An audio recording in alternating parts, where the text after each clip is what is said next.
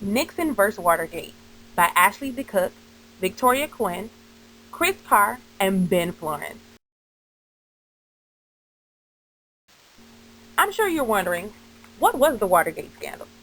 Well, Watergate was a political scandal in the 1970s. On June 17, 1972, there was a break-in at the Democratic National Committee headquarters at the Watergate office complex in Washington, D.C. The Nixon administration was involved and attempted to cover it up. There is an array of other activities related to Watergate, such as Nixon ordering harassment to activist groups and political figures against the case.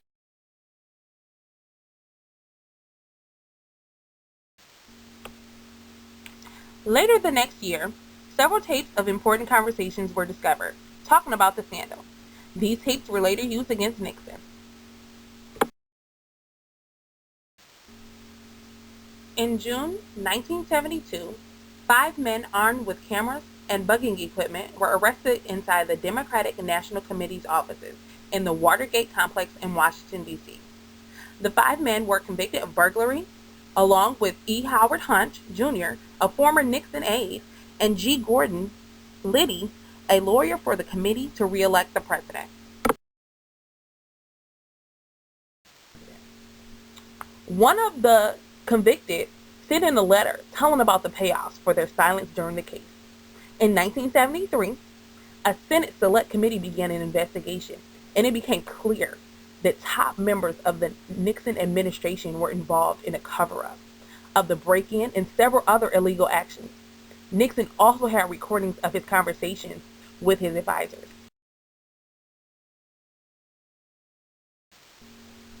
At first, they didn't want to give up the tape under executive privilege, then eventually gave up some with bits of recording information deleted from them. After this, the prosecuting attorney demanded that the court get all the tapes with all the information on them. Issues came up with does executive privilege under the Fifth Amendment interfere with due process and the right to a fair trial. However, the court ruled unanimously that President Richard Nixon had to surrender the tape.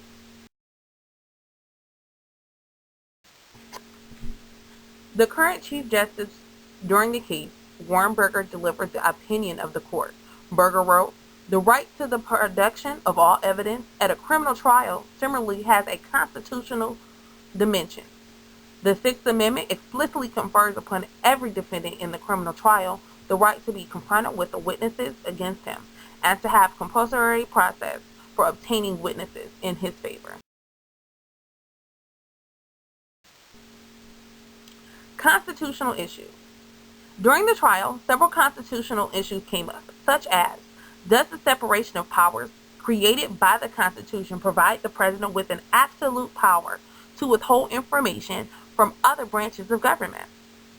If the power is not absolute, should President Nixon be able to claim executive privilege under the aforementioned circumstances?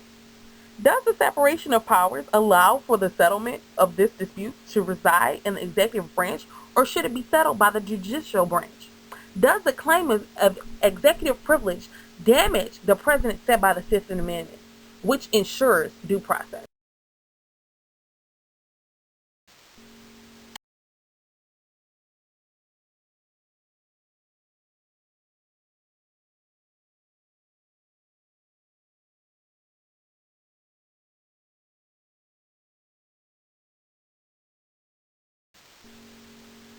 Nixon resigned.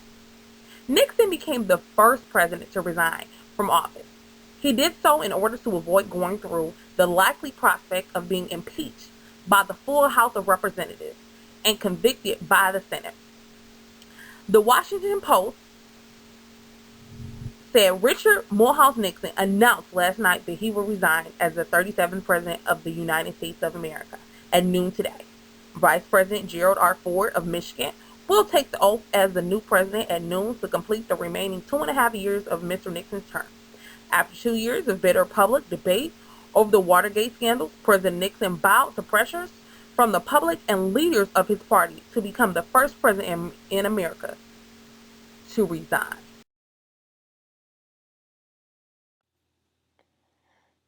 Mr. Nixon said he decided he must resign when he concluded that he no longer had a strong enough political base in the Congress to make it possible for him to complete his term of office. Declaring that he has never been a quitter, Mr. Nixon said that to leave office before the end of his term is abhorrent to every instinct in my body, but as president, I must put the interest of America first. He said, while the president acknowledged that some of his judgments were wrong, he made no confession of the high crimes and misdemeanors with which the House Judiciary Committee charged him in its bill of impeachment.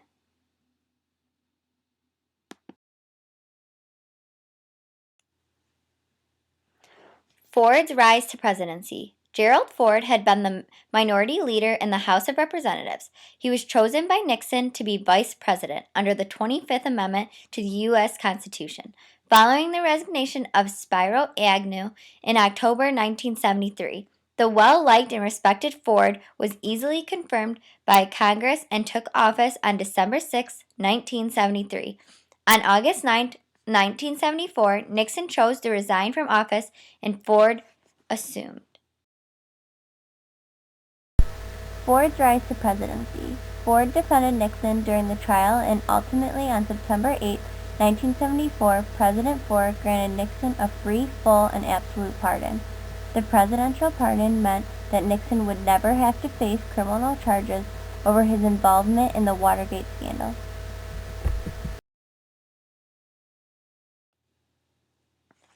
How did people react to Nixon's pardon?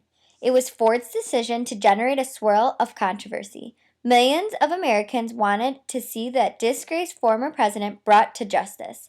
Some critics charged that Ford issued the pardon as part of a prearranged deal to reach the Oval Office.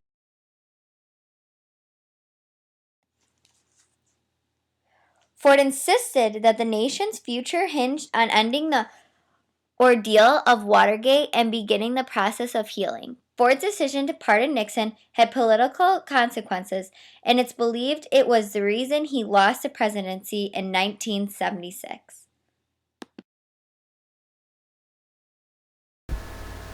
After Watergate, Watergate led many to reevaluate how much power and confidence they put in elected officials. This realization led to a higher demand from the public to know more of what politicians are doing behind the closed doors. 3 major federal open records reforms passed after Watergate. 1. The Sunshine Act, 2. The Ethics in Government Act, and 3. The Presidential Records Act.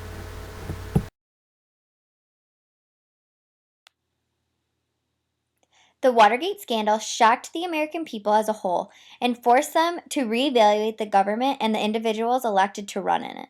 Nixon's actions were an unprecedented threat to the American Constitution and an obvious disregard for the principles of the truth and justice that he had been elected to preserve.